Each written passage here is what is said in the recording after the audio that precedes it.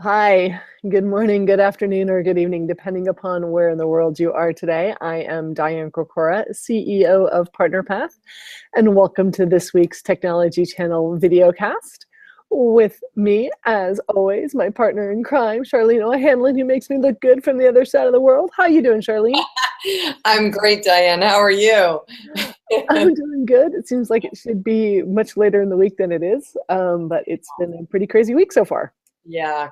I woke up this morning thinking it was Thursday, but it's actually Wednesday. And Oh, we can't say the day because it doesn't go up on the day that it goes up anyway. well, still, we're recording this on Wednesday to go up whenever, and it's not the day we thought it was.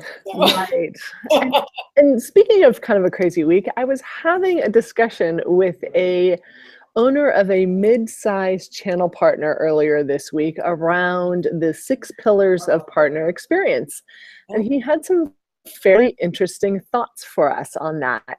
He totally agreed that the biggest influence to his experience with a vendor or a supplier, as they call them, is the people element of that.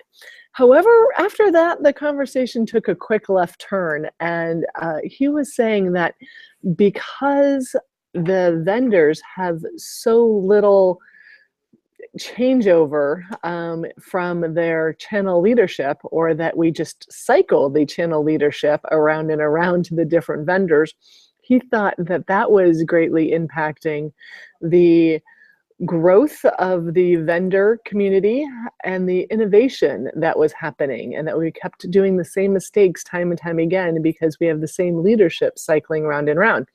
I thought that would be an interesting conversation for us today.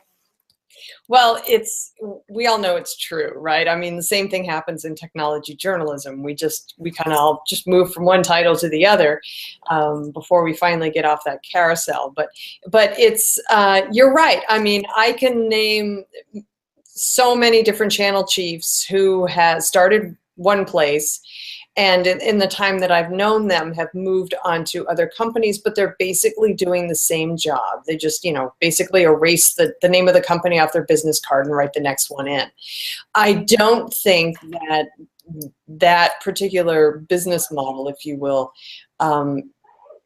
enforces innovation or forces companies to really think about how they're working with their channel, because it's the same mindset, it's the same channel partner programs, it's all the same thing. Just, the names are the same, the locations have changed. But I agree with them 100% there.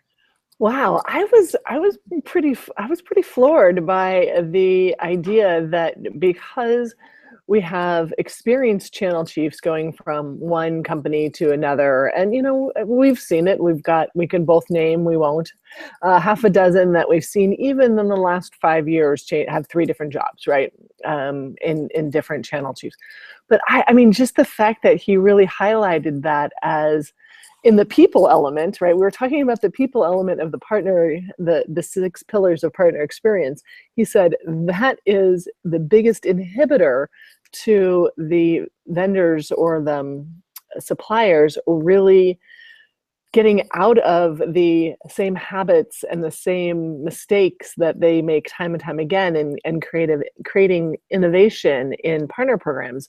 And that kind of floored me. I thought we had more innovation, or I mean, maybe I just took offense to it as a thought leader and said, but wait, there's all this great thought leadership going on out there. And we got into a bit of a tussle over it. Well, there is no denying that there are a lot of really smart people in channel. The issue, I think, is that these guys have been doing it for, however many years, and they're relying on the old channel model, that the channel partners are just that. I mean, they're hardware focused. They've got a business model in their mind that really doesn't require them to be that innovative. I mean, as long as they make their margins, they're happy.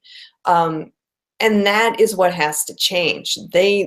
channel companies need to really seriously think about the way they interact with their partners and what they think innovation is versus what their channel partners think innovation is. You know, we've talked before about what channel partners need today, and it's training, it's marketing help, it's all those things that they need to become that solution provider. And sometimes that means the vendor takes kind of a back seat in the marketing materials and the other methodology by which solution providers market themselves. So, you know, a lot of vendors just aren't really comfortable with that, especially if they're footing the bill. So, I mean, I understand that. I mean, these guys have been doing it, and they've been doing it well for so long. It's hard for them to change, but I think that's where the thinking has to shift. So how do we blend this between the experience that we see from seasoned channel chiefs, let's just call them that. I mean, I'm fairly seasoned these days, so I don't want to, and also that kind of the being innovative in that, or bringing new ideas to how they help the companies that they're now working for be more innovative. I mean, can we teach an old dog new tricks, or is this like we just have to hire young, less experienced people to go be channel chiefs? Yes. The issue is twofold, right? I think vendors realize that they have to do this, but it's always going to be a tomorrow thing for them. I'll deal with it tomorrow. Let's just put out the fires today. They're not putting the focus on making this cultural shift within their company that they really need to do to be able to foment this new innovative relationship that they can have with their channel partners or solution provider partners. Once that happens, I think the floodgates will open as far as innovation goes. But they have to understand that their channel partner programs have to change, and they have to change to the benefit of their solution provider partners. At the same time, when they are speaking with their channel partners at industry events, it can't just be lip service, which is something that I have seen happen time and time again with vendors.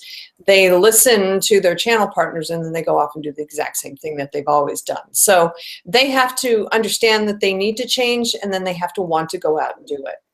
Great. At the same time, I think channel partners have to be a lot more vocal in what they need from their vendor partners, and you know, basically lay it out to them that, you know, their status as a vendor partner may be in jeopardy if they don't change their business model or their relationship model, and just take it from that tack. And then I think we'll definitely see some change.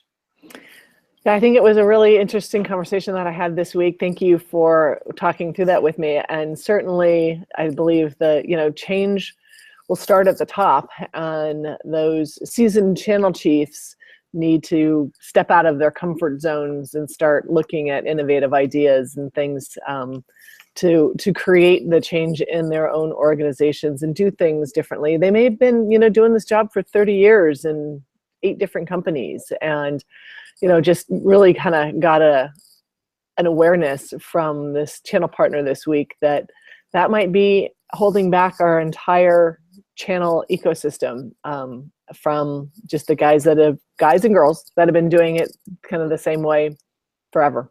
Yeah, I agree. And it's interesting that that it actually took a channel partner to really make that, you know, to have that awareness and make us, because I think because we've been in the industry for as long as we have, which really has only been a couple of years for me. And, you know, me too. But you know, it's just something that's always been, and I think that's the problem, is we have to move beyond what's always been and move into what it can be. Well, here's to what's next. We'll talk more about that next week. I will be at the Channel Partners Conference in Las Vegas, so hopefully we'll come live from Las Vegas, my favorite thing to do, next week. So thank you all for joining and watching our Technology Channel videocasts.